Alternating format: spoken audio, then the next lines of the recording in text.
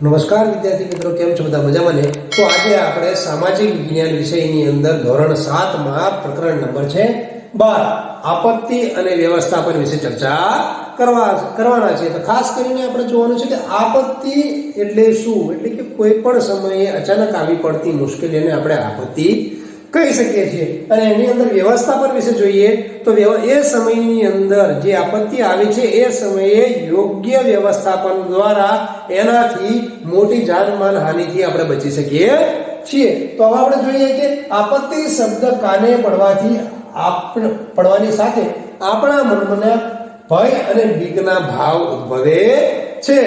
જેવો આપણને શબ્દ સંભળાય કે આપત્તિ આવી પડી તેવા આપણા મનની અંદર ઉદ્ભવતા ભય, એક પ્રકારની બીકની લાગણી અનુભવ થાય છે.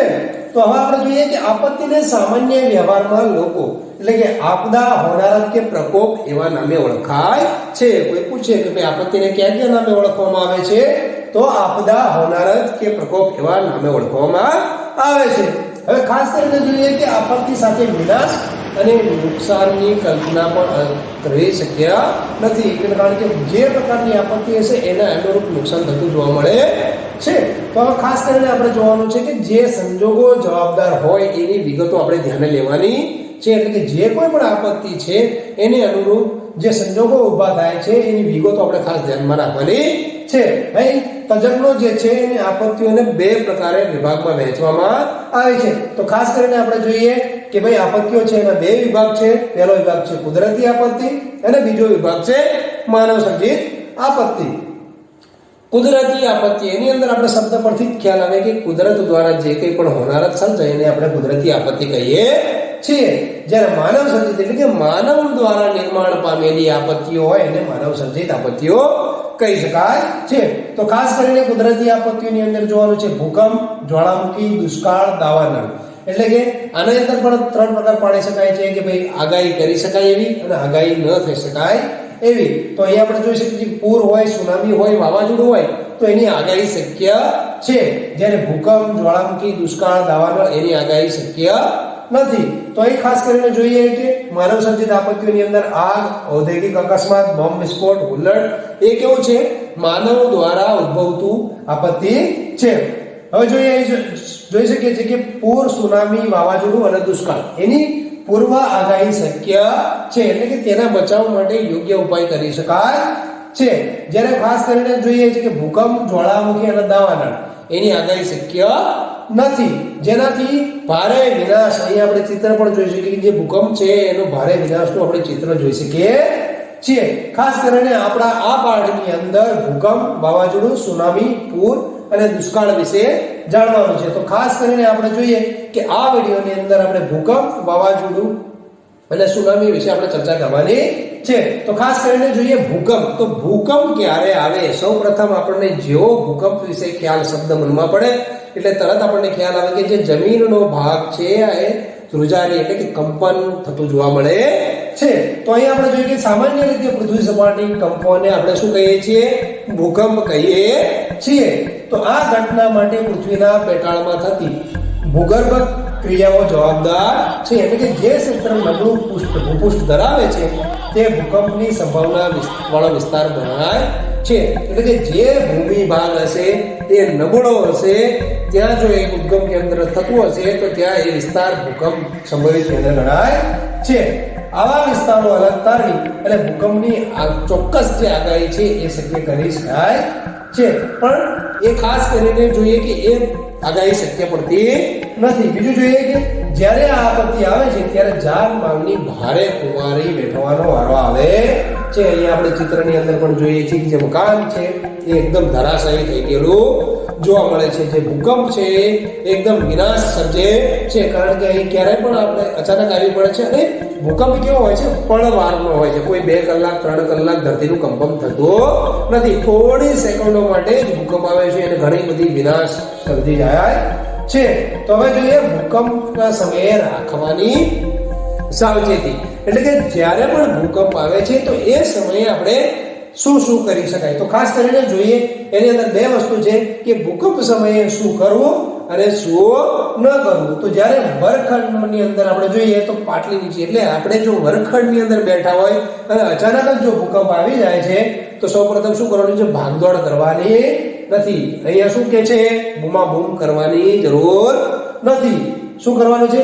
વીજળીના થાંભલા અને તારથી દૂર રહેવાનું. એટલે કે જે કોઈ પણ વીજળીના તાર છે, થાંભલાઓ છે, એનાથી દૂર રહેવું જોઈએ, જેથી કરીને જો નીચે પડી જાય તો આપણને કોઈ પણ પ્રકારની ઈજા થાય નહીં. અહીંયા બીજું જોઈએ શું ન કરવું, તો કે ઊંચા મકાનથી નીચે ઉતરવા લિફ્ટ ન વાપરો. એટલે ક્યારેય પણ લિફ્ટનો સહારો લેવો જોઈએ નહીં.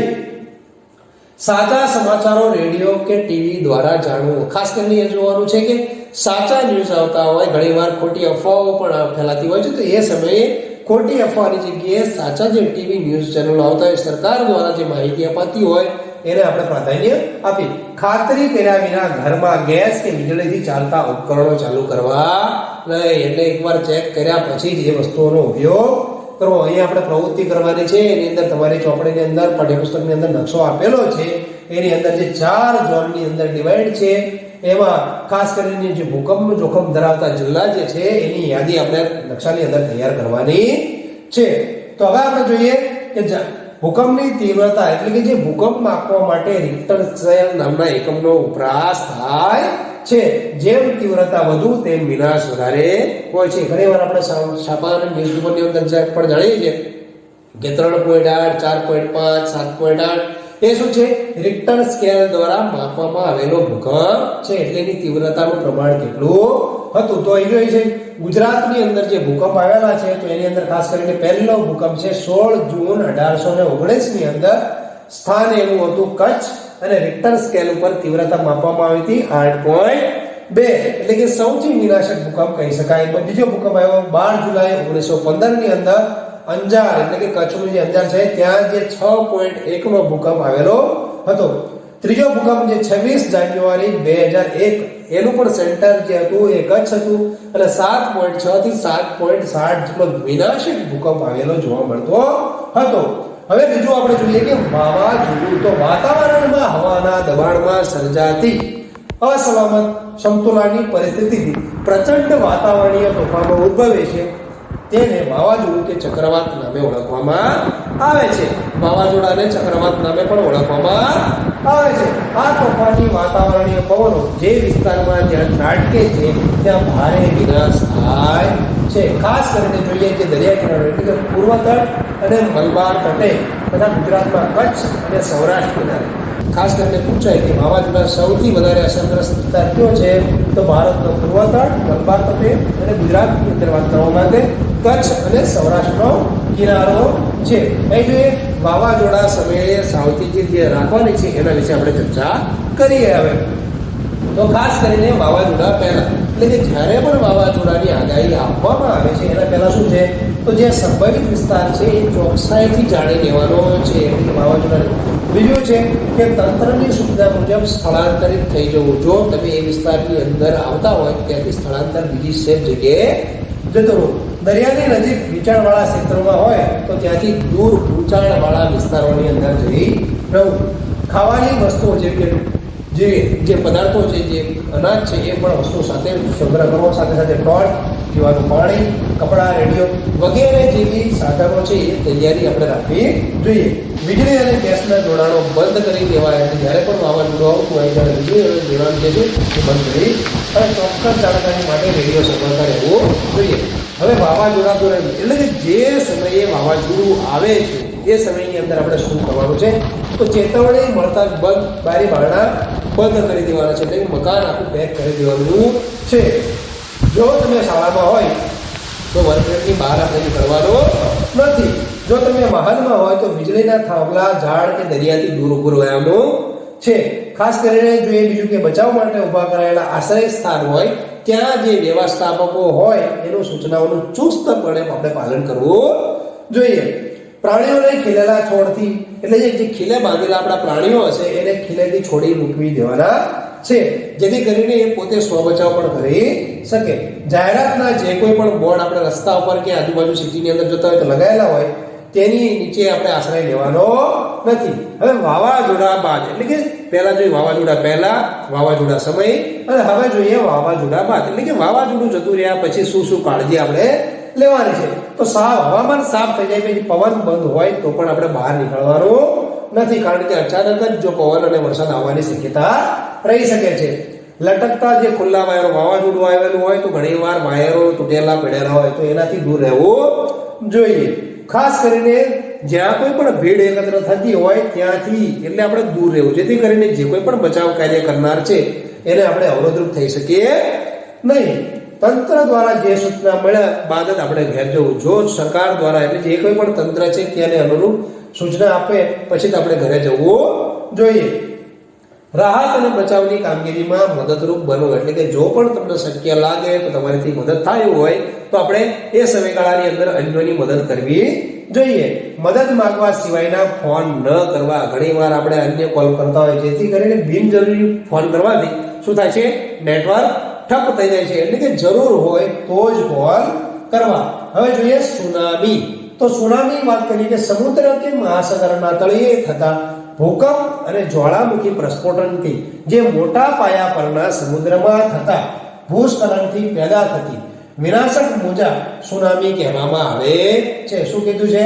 મહાસાગરના તળિયે જ્વાળામુખી જે પ્રસ્ફોટન થાય છે એની અંદર મહાસાગરના તળિયે જે એકદમ પ્રસ્ફોટન થાય છે એના કારણે વિનાશક મોજા ઉત્પન્ન થાય છે, જેને સુનામી કહેવામાં આવે છે. અહીં આપણે ચિત્ર દ્વારા પણ જોઈ શકીએ છીએ કે સુનામીનું વિનાશક દ્રશ્ય આપણે જોઈ શકીએ છીએ. એટલે કે જે નીચેથી પ્રસ્ફોટન થાય છે તો એકદમ મોજાઓનું જે પ્રમાણ ઓછું આવવું છે એ વધી જાય છે. તો હવે ખાસ કરીને ટૂંકમાં ભૂકંપીય સાગર મોજા સુનામી તરીકે ઓળખાય છે. એટલે કે ભૂકંપ થાય ત્યારે સુનામી ઉદ્ભવ થાય છે.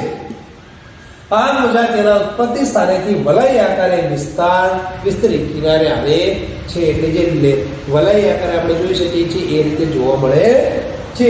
તેની ઝડપ કિનારે ઓછી થતા વધુ ઊંચાઈ ધારણ કરે છે. એટલે જેમ જેમ કિનારે આવે છે એમ ઊંચાઈ મોજાનું વધારે થતું જોવા મળે છે. અને ખાસ કરીને જોઈએ કે કિનારે પાણીની દિવાલ બની આગળ વધારે ભારે વિધ્વંસ મચાવે છે. જો કે હવે આધુનિક ઉપગ્રહ આધારિત સાધનોની મદદથી સુનામીનો ચોક્કસ અંદાજ કાઢી શકતો હોવાથી સૂચિત અસરવાળા ક્ષેત્રોમાંથી લોકોને સમયસર સ્થળાંતરિત કરી શકાય છે અને મોટી જાનહાનિ પણ અટકાવી શકીએ છે. જો કે આવી ટેકનોલોજી કે સાધન બધા દેશો પાસે નથી, એટલે ઘણા દેશોની અંદર આવી ઉપકરણો સાધનો જોવા મળતા નથી.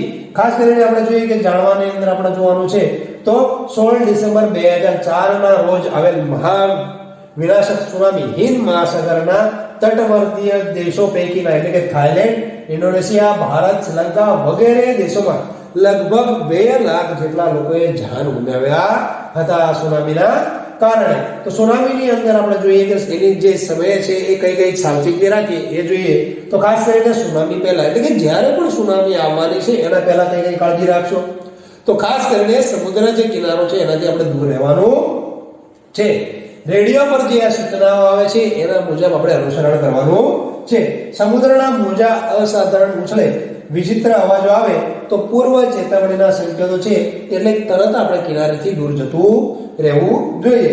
કિંમતી સામાન અને ખોરાક, પીવાનું પાણી તથા દવા, ટોર્ચ વગેરે જરૂરી જે ચીજ વસ્તુઓ છે એટલી જ સાથે આપણે રાખી જોવી જોઈએ. હવે સુનામી દરમિયાન એટલે કે જ્યારે સુનામી આવી જાય એ દરમિયાન શું કરવું? ઊંચાણ વાળી જે જગ્યા છે એ ન છોડવી, કારણ કે પાણીનો પ્રવાહ નીચે હશે. સુનામી જોવાનો પ્રયત્ન ન કરવો. ઘણાને કુતૂહલ વશ એ જોવા માટે કોઈ એના માટે પ્રયત્ન કરતા હોય છે, તો એ સમયે એવી કોઈ પણ પ્રવૃત્તિ કરવી જોઈએ નહીં. ખાસ કરીને તંત્ર દ્વારા જે અપાતી સૂચનાઓ હોય એને ચુસ્તપણે પાલન કરવું જોઈએ. કિનારાના ઊંચા મકાનો અને આશ્રય માટે સલામત નથી, તેથી ત્યાં ન જાઓ. જે ઊંચા મકાનો, કારણ કે પાણીનો પ્રવાહ ગમે ત્યારે ગમે સાથે લઈ જાય છે. ઊંચા મકાનો હશે તો નીચેથી જમીન ધોવાણ થઈ અને બિલ્ડિંગ પડવાની શક્યતા રહે છે. સુનામી બાદ હવે આપણે જોઈએ કે સુનામી બાદ શું શું કરવાનું છે. તો રેડિયો, ટીવી ચેનલ, જે સોશિયલ મીડિયાની અંદર જે કોઈ પણ ન્યૂઝ કે સમાચારો આવે છે એના આધારભૂત વિગતો લઈ અને સહી સલામત રહેવું જોઈએ. તંત્ર દ્વારા સૂચના મળ્યા બાદ જ ખાલી કરેલ વિસ્તારમાં જવું. ક્યારેક અગાઉ કરતા વધુ ઊંચા મોજા પાછળથી પણ આવી શકે છે. એકવાર સુનામી આવી ગયા બાદ એના કરતા પણ પાછળથી પણ સુનામી આવવાની શક્યતા રહે છે. ખાસ કરીને પોતાના મકાનમાં સલામતીની ખાતરી ન થાય ત્યાં સુધી પ્રવેશ કરવાનો રહેતો નથી. પાણી, ગેસ જે કંઈ પણ જોડાણો છે એ જો ભંગાણ થયેલું હોય તો તાત્કાલિક આપણે એને તંત્રને જાણ કરવાની છે. તો અહીં આપણે જોઈએ કે આ પ્રકારની નિશાની સુનામીની આવવાની સંભાવના દર્શાવતા વિસ્તારોની નિશાની છે. જે આ નિશાની અહીંયા આપણે બતાવી છે, જે સુનામી તમારી ચોપડીની અંદર પાઠ્યપુસ્તક છે એની અંદર પણ આવું પ્રકારનું નિશાન દર્શાવે તો સમજી લેવાનું કે એ વિસ્તારની અંદર સુનામી આવવાની શક્યતા ધરાવતો વિસ્તાર છે. તો આગળના વિડીયોની અંદર આપણે પૂર અને દુષ્કાળ વિશે આપણે ચર્ચા કરી.